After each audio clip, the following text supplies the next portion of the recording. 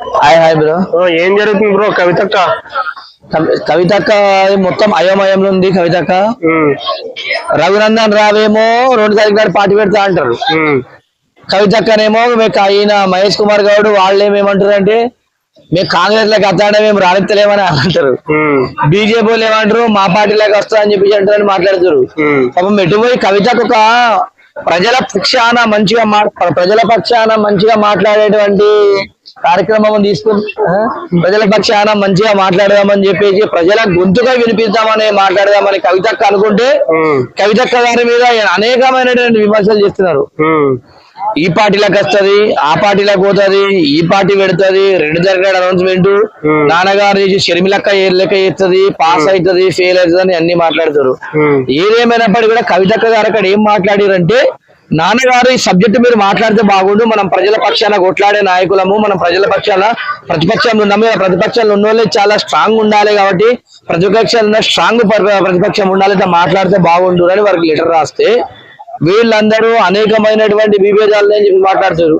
ఏదేమైనప్పటికీ కూడా కవితక్క గారు చెప్పింది మంచి పనిని మనం అందరం కూడా ఆలోచన చేయాలి.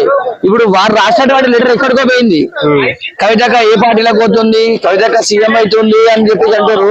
కానీ ఆమె మంచి కాన్సెప్ట్ తీసుకుంటారు మాత్రం ఒక్క నాయకుడు కూడా ఆలోచిస్తలేరంటే ఎంత దౌర్భాగ్యమైనటువంటి పరిస్థితులు ఉన్నారంటే తెలంగాణ ప్రాంతంలో ఉన్నటువంటి లీడర్స్ అని చెప్పి నేను తెలియజేస్తున్నాను. అయితే ఇంకొక కొత్తగా వచ్చిన అప్డేట్ ఏంటంటే, ఇప్పుడు కాళేశ్వరం ప్రాజెక్టు మీద అటు కేసీఆర్ గారికి మెల్లగా ఒక ఉచ్చు బిగిస్తుందన్న విషయం క్లియర్ గా అర్థమవుతుంది.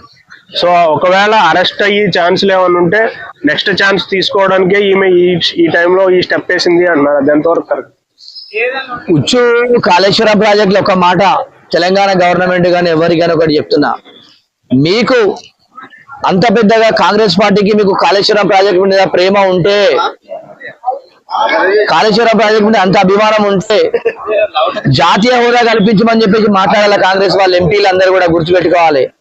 జాతీయ హోదా గురించి మాట్లాడిన ఒక 3 సంవత్సరాల కాలంలో కాళేశ్వరం ప్రాజెక్టు ప్రపంచంలో ఎక్కడ కట్టినటువంటి విధంగా కట్టింది కాబట్టి కంపల్సరీ జాతీయ హోదా కోసం కొట్లాడండి, స్పెషల్ ప్యాకేజ్ తీసుకురమ్మని చెప్పేసి కొట్లాడాలి తప్ప కేసీఆర్ గారు కట్టినటువంటి దానికి కమిషన్ ఎంత తీసుకున్నారు ఆడ ఏడకి రాకొచ్చిందని చూసుకున్నారు. కంపల్సరీ ఏదైనా కేసీఆర్ గారు జోలికి మీరు వాళ్ళు జైలు వేసి అవన్నీ చేసేట మీ పార్టీలకే నష్టం అవుతుంది.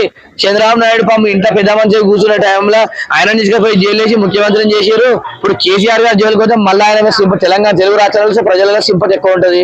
జైలు వేసేట వాళ్ళకి ఇంకా సింపతి వేరు, ఇంకా సీఎం అవుతారు తప్ప మీ పార్టీలన్నీ నాశనం అయితే తప్ప ఏముండదు. అనేకమైన వాళ్ళు ఎట్లుండే విధంగా దాని ఆ విషయాన్ని వదిలేసుకొని ఆ ప్రాజెక్ట్కి ఏమైనా ప్రాబ్లం ఉంటుందని రిపేర్ చేస్తామని చెప్పండి. మళ్ళీ అప్పటికి కూడా కేసీఆర్ వాళ్ళు కాంగ్రెస్ టీఆర్ఎస్ గవర్నమెంట్ వర్షాకాలం వచ్చిన తర్వాత కాళేశ్వరం ప్రాజెక్టు నిండుకుండానే చూపెట్టి నీళ్లు వచ్చినా చూడరు అని చెప్పేసి కూడా చూపెట్టారు. ఆ సక్సెస్ అయిపోయి ప్రజలు కూడా చూస్తారు. దానిపైన ఉంటే మీకు చిత్తశుద్ధి ఉంటే కదా మీరు జాతీయ హోదా కోసం కొట్లాడరు. ఇలా రేవంత్ రెడ్డి వారానికి ఒకసారి 10 రోజులకు ఒకసారి నరేంద్ర మోడీ గారు ఖర్చురు కదా, నరేంద్ర మోడీ గారిని కలిసినప్పుడు జాతీయ హోదా ఇవ్వండి మా కాళేశ్వరం ప్రాజెక్టుకు అని చెప్పేసి మాట్లాడితే మంచిగా ఉంటది. పోయి అట్లా చేతులు కలిపి ఏదో మీ విషయాలు మీరు మాట్లాడుకొని అది చేస్తూ సరికాదు. కంపల్సరీ దీని విషయంలో మాత్రం ఆ విధంగా చేస్తే బాగుంటుంది అని చెప్పి తెలియజేస్తున్నా. ఫైనల్ గా కవిత గారు బీజేపీలో జాయిన్ అవుతారా, కాంగ్రెస్ లో జాయిన్ అవుతారా, సొంతంగా పార్టీ పెడతారా?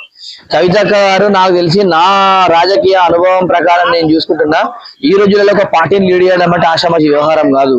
అనుకున్న స్థాయిలో ఉండయి. ఎందుకంటే మంచి ఏమీలు పార్టీలు పెట్టి కూడా అదైపోయారు. వాళ్ళ నాన్న టీఆర్ఎస్ పార్టీ కేసీఆర్ గారు పెట్టినటువంటి పార్టీ 2001 నుంచి 2014 దాకా కూడా టీఆర్ఎస్ అంటే జనాలందరూ నవ్వారు. దిప్పుల ఈ పార్టీ ఏదైనా నవ్వారు. తెలంగాణ ఉద్యమంతో ఊపచ్చడం వల్లే పార్టీ బలోపేతమైంది. అదేవిధంగా అప్పుడు టీఆర్ఎస్ పార్టీ అంటే మా కరీంనగర్ జిల్లాలో ఉంటుండే, అసలు టీఆర్ఎస్ వేరేగా ఉండకపోతే తెలంగాణ మొత్తంలో నవ్వారు అందరూ. గాపాట అని చెప్పి కార్యకర్తలు నేను పాత రోజులున్న కార్యకర్తలు నలుగురు చెప్తారు, వాళ్ళ నుంచి నవ్వుకుంటుండే జోకులు వేస్తుండే వాళ్ళ మీద. ఆ విధంగా కాకుండా కేసీఆర్ గారు పెట్టినటువంటి పార్టీలా, మీ తండ్రి గారు పెట్టిన పార్టీలా కష్టపడి మీ పనితనాన్ని మెరుగుపరుచుకుంటూ మీకు అవకాశం వస్తే మీరు కూడా మీ తండ్రి గారు పెట్టిన పార్టీ కాబట్టి మీకు కూడా అవకాశం, కేటీఆర్ గారికి ఎంత పాత్ర ఉందో మీకు కూడా ఉంటుంది. కంపల్సరీ మీరు కూడా మీ పార్టీని రన్ చేసుకొని భవిష్యత్తులో మంచి ఎదగాలని చెప్పేసి నేను కోరుకుంటున్నా. Okay sir, thank you.